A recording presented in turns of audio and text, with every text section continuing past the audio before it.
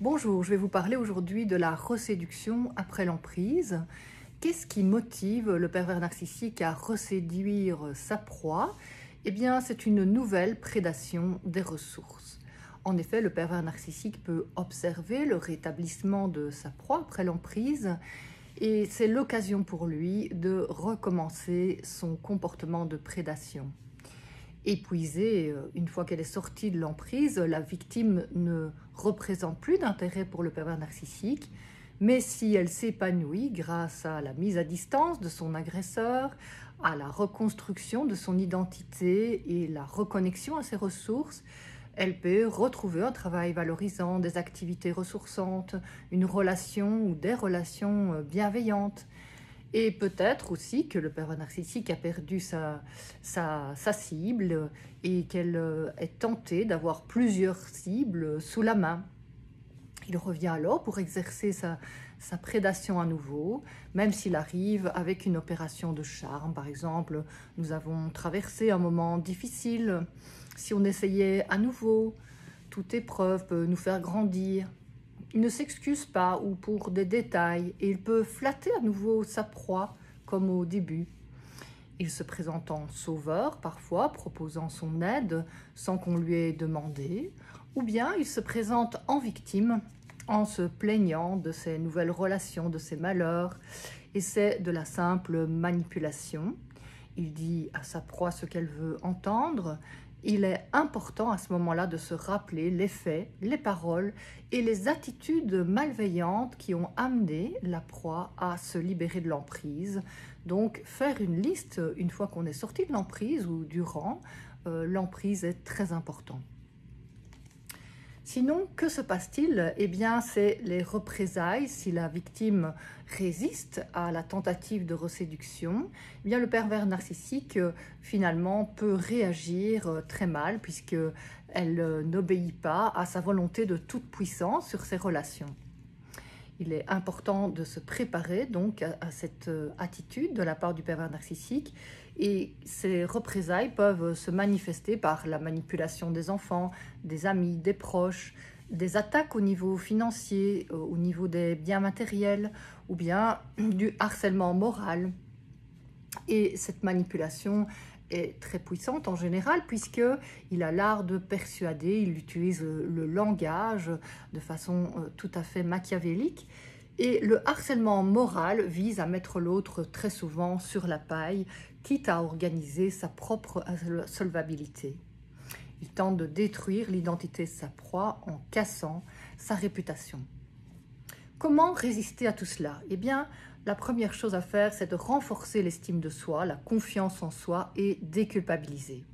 Il vaut mieux avoir retrouvé des ressources internes ou externes pour être capable de faire face à cette guerre psychologique et cela implique de reconstruire une part adulte en soi, une part qui est capable de prendre du recul, de reconnecter ses ressources.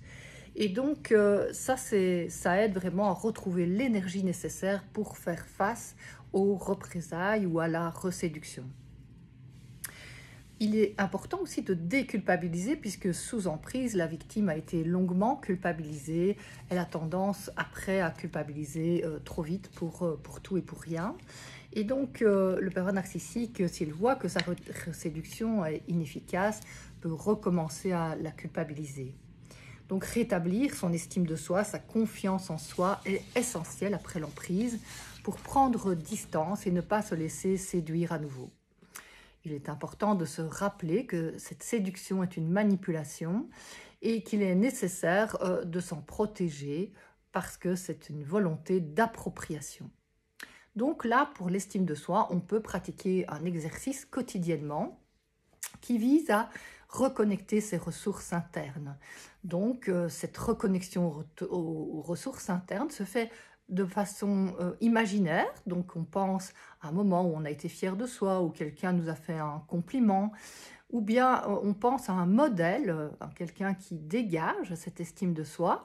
Et donc, en pensant à cette image, on laisse venir dans le corps les sensations, l'émotion agréable. Et quand cette sensation, cette émotion est bien là, et bien à ce moment-là, on peut prendre les biceps et à l'inspiration, contracter un biceps, à l'expiration, relâcher. Puis on inspire, contracter le biceps, expire, relâcher. Inspire, contracter, expire, relâcher. Inspire, contracter, expire, relâcher. Et ainsi, on imprime dans le système nerveux cet état de sécurité qui est la base de l'estime de soi.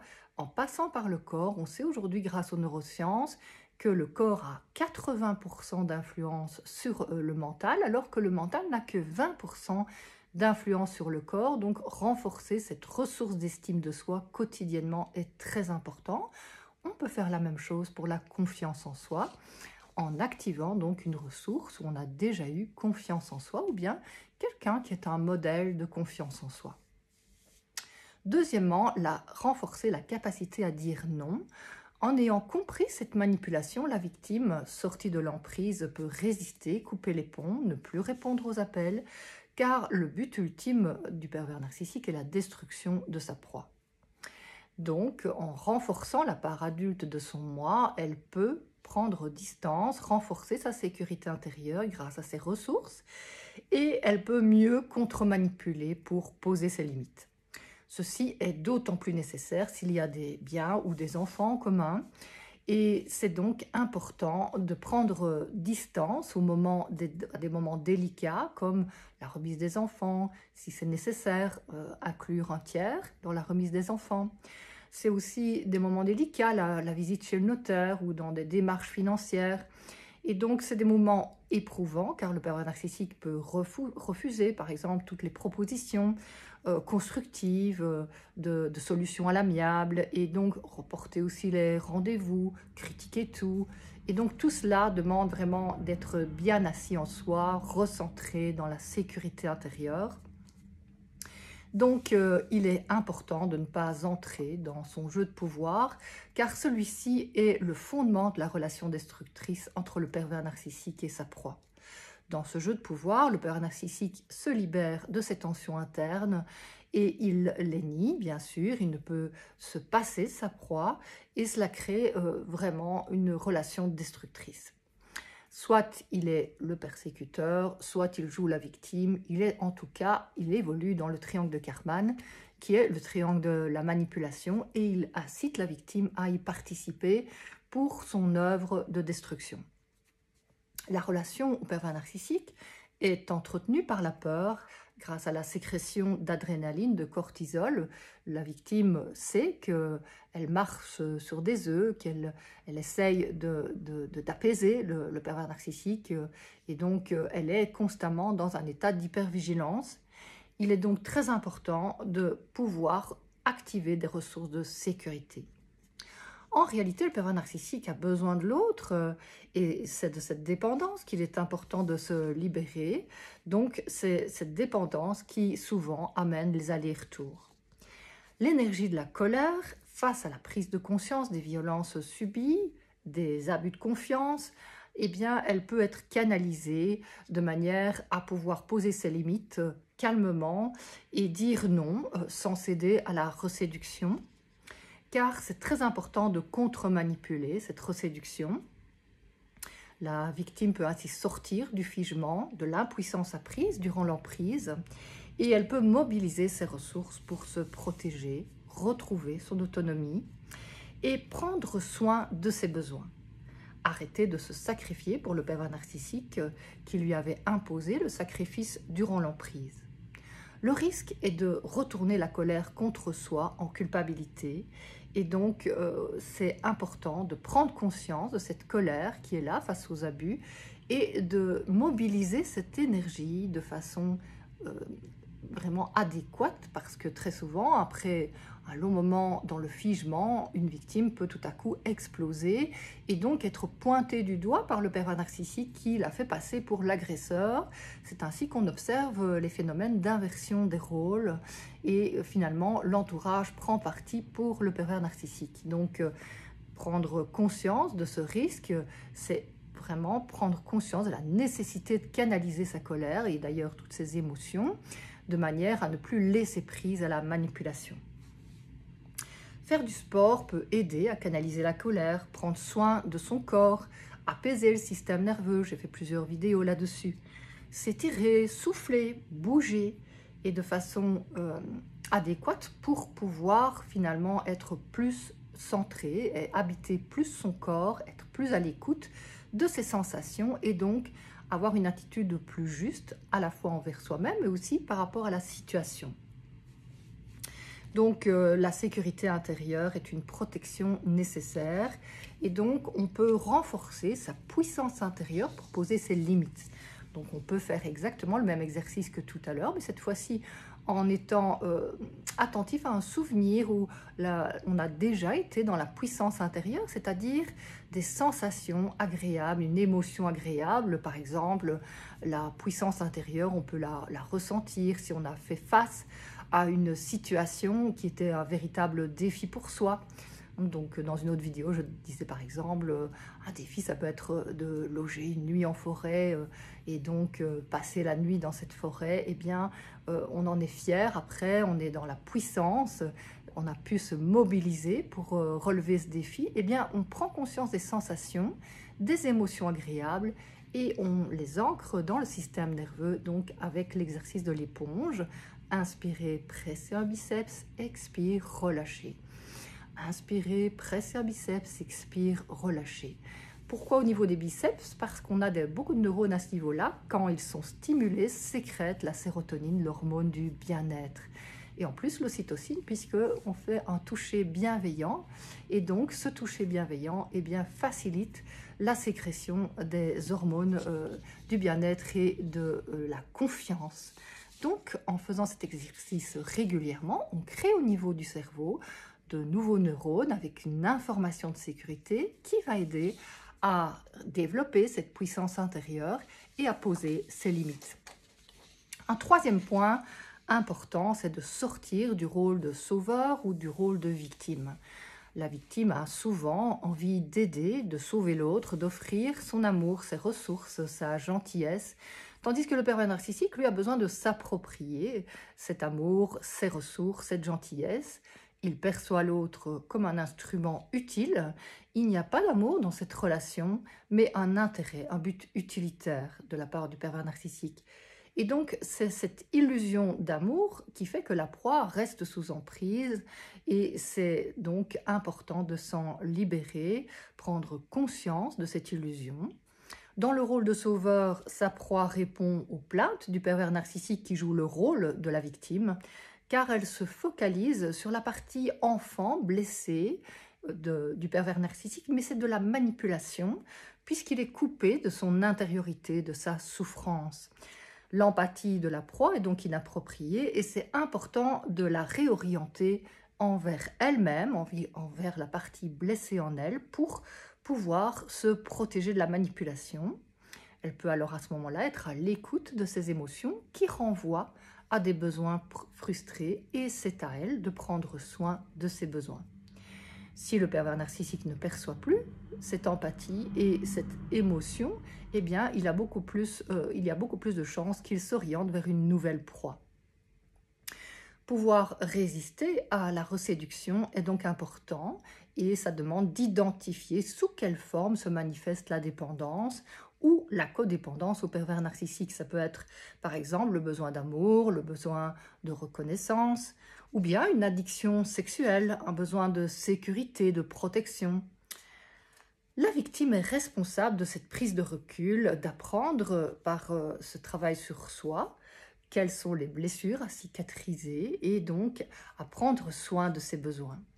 Le pervers narcissique peut contribuer à s'en servir tant que la victime finalement n'a pas pris conscience qu'elle a des blessures en elle, une faille narcissique et donc il est essentiel de pouvoir en prendre soin pour ne plus le laisser s'engouffrer dans cette faille.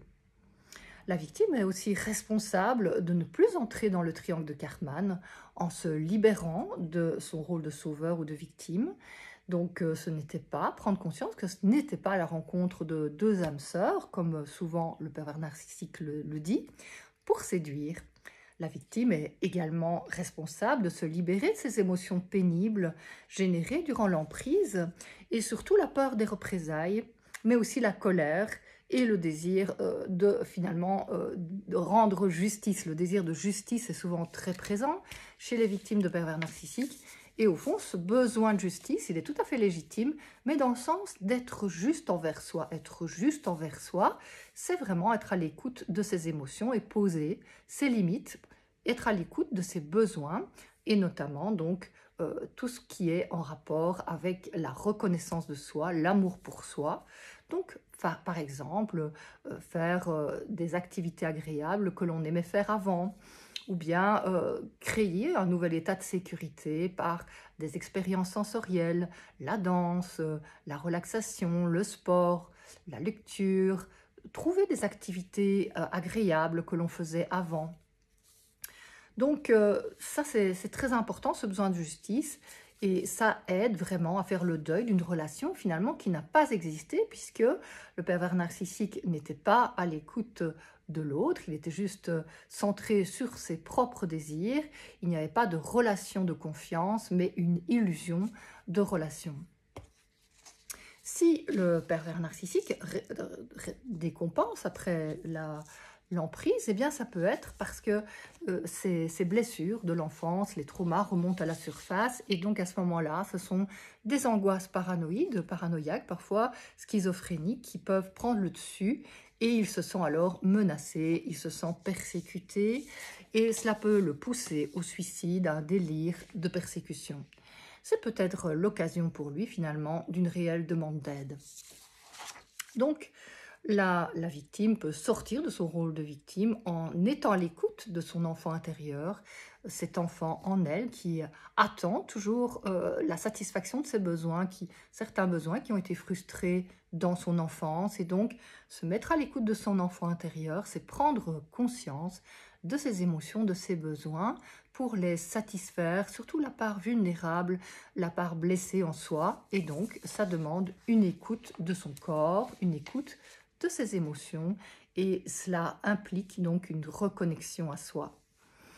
Voilà, on peut aussi, dans ce travail de deuil, se débarrasser de tous les souvenirs qui sont liés au pervers narcissique. Quand je dis le, c'est aussi là, hein, bien sûr, la personnalité perverse narcissique en général.